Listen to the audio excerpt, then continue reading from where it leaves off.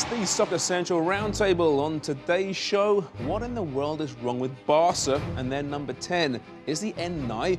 Not that Leo Messi should be unhappy, he's paid rather well, but does he deserve all that money? And Stevie G's legend grows. Will this be the year he gets to lift that trophy?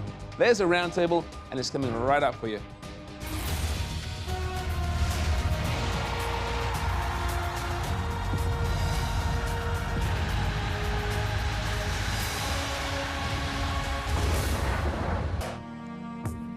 Hello and welcome to the Roundtable. I'm James Sharman, Faisal Khamisa, Danny Dicchio, and Ron Burgundy over there.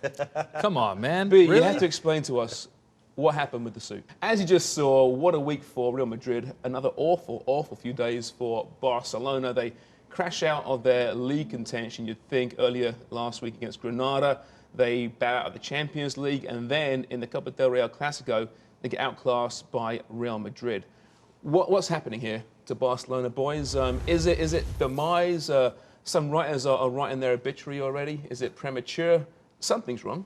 Leo Messi, though, was poor once again, wasn't he, Faisal? And probably the last week to maybe 2 weeks, he's been, by his standards, abject. Is he tired? Is it fatigue, injury? Is he looking ahead to Brazil 2014?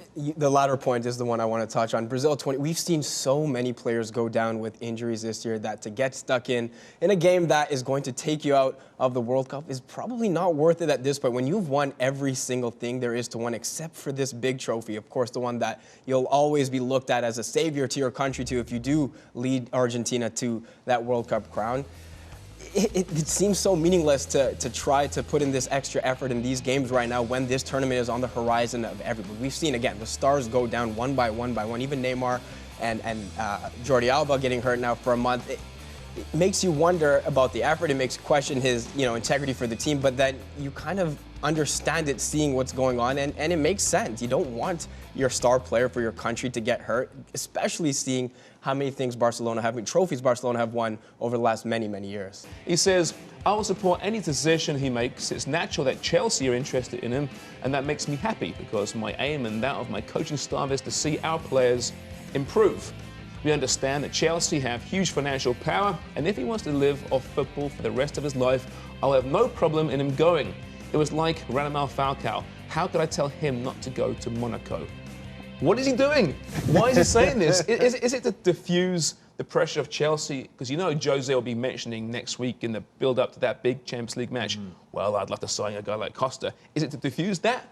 Otherwise, I don't understand the motivation. Why try and unsell your player? There's a psychology around this, and this is coming from a guy that studied sports psychology. And he mentioned in that same quote about Samuel Eto'o, the strikers in Chelsea are getting older. This now creeps into their mind when they're playing the biggest game of their season against Atletico Madrid in less than a week from that quote being said. And they're thinking a little bit more about themselves, and perhaps if they don't perform in this game, there's somebody waiting in the wings to just take their place next year. It creeps into their strikers' mind. And we know the struggles the Chelsea strikers have already had. Demba Ba, Samuel Eto'o, of course, Fernando Torres. It doesn't bode well for them that a player is already waiting in the wings to kind of replace them if they don't perform well on this big stage next week. Diego motivated Costa. Yeah, maybe. Simeone playing mind games? Come on, really? What do you I think this is unbelievable mind games. Yeah. He's playing mind games already before the king of mind games has started them. Okay, Jose. Okay. Well, if you're Jose, do you not give Torres a start? Because he was a star at Atletico Madrid, an absolute world-class stud. That was years ago. Doesn't matter. Doesn't matter. You haven't got much else to choose from, have you, up front? Let's be honest here. Give him a chance. Wouldn't go with Ball okay, right now? Psychologist boy. Yeah. Wouldn't that motivate Torres, do you think, to They play could against his also former scare team? him silly because we've seen him miss so many chances over the last few years that in a game of this magnitude, you can't afford to. I don't think Mourinho is going to be playing the head games with this striker right now. He's going to put out the lineup, obviously, that he feels gives him the optimal result to win that game. And at this point, I don't think it's Torres. I think you mentioned it. It might be Demba Ba. It might be the best striker for them right now. When I first saw Simeone's comments, you know what my first thought was? This is a defeated realist. Welcome back to the Roundtable, and yes, it is a season for rich lists. Which athletes make the most money in professional sport? Just salary this is, and we have 4 soccer players in your top 10. Ronaldo and Messi are north of $50 million a year. Ibra and Rooney aren't too far behind either.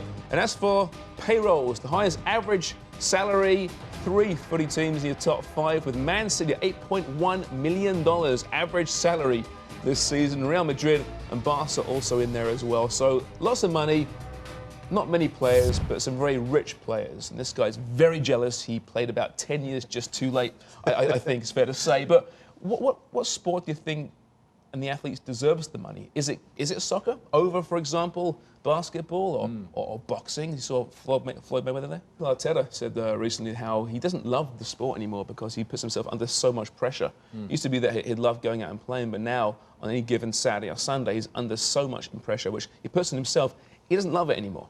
You know, and to me, that's a real shame, but I don't see it changing anytime soon. No, because, and it's not just a Saturday and Sunday, it's a Tuesdays and Wednesdays as well. You know, they're playing so many games on so many different tournaments and so many levels that the pressure begins to mount, the media coverage begins to mount, and we've seen the coverage get global over the last 7 years in North America as well, since perhaps you've come over, and I think that's what makes the salaries astronomical, the sponsorship astronomical, and in the end, the pressure on them astronomical as well, and if they can't live up to it, the love for it obviously fades, and it's unfortunate to hear a player say something like that because, you know, we enjoy seeing players like this play, and if their love is not there, you can kind of see it on the field, you know? Although you see Arteta around that field, he seems to enjoy it because he's everywhere. Even if Pulis got Palace into Europe and one of those late places, Europa League places, how could you not give it to Brendan Rodgers if he won the league? I think no expectation on Liverpool coming into this season, especially after the headlines at Mourinho coming into Chelsea, the manager change at United, which we don't need to talk about, period, at all, ever. And, of course, the money that Man City spent. Liverpool just came out of nowhere, quietly doing their business with Suarez on a level that we've never seen from him. Even for him, a guy as quality as him, we've never seen him hit this kind of level. It has to be Brendan Rodgers. Well, I think Stevie G wants it pretty badly, and the hyperbole and Twitter's are going to brand new levels. Joe Gomez says, is this the best Steven Gerrard ever? And will he have gas left for Brazil? Who cares about Brazil right now? It's about the race for the championship. But it's a great point. Is it the best Stevie G ever? It's a different Steven Gerrard, isn't it? You know, a different position, and he's really adapted. And that right there, I think, symbolises what kind of player and leader he is. You look at that, the leadership of Steven Gerrard, and we saw the huddle there post-match against Man City there, Faisal. And you know, captains nowadays are usually appointed because they look pretty, they can sell shirts, they're the big famous name, the best player. But in the old days, you know, his days, it was the guy that could lead, you know, and could, you know, grab that team by his shoulders, by the scruff of his neck, and drive it forward.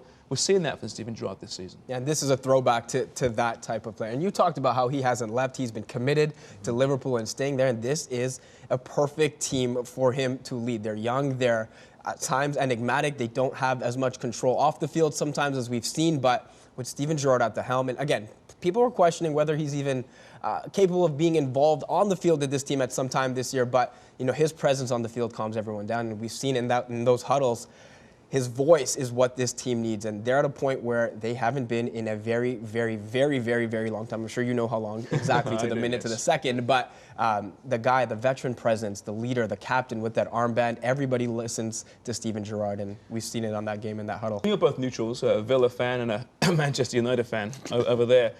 Could you even bear to see them win this year? The neutrals say we want to see this team win, but could you honestly, as a United fan, say you want to see Liverpool win? I would not be mad if they won the title. It took a long time to convince myself of that. Twitter hate. Yeah, here it comes. But I'm just happy for Steven Gerrard and for that team around him, for the history that you talked about, the 25 years, and it's a great story. It certainly is, but as I mentioned, still 4 games left to keep saying it, but it's a special season so far. Hope you enjoyed that. Cheers for watching.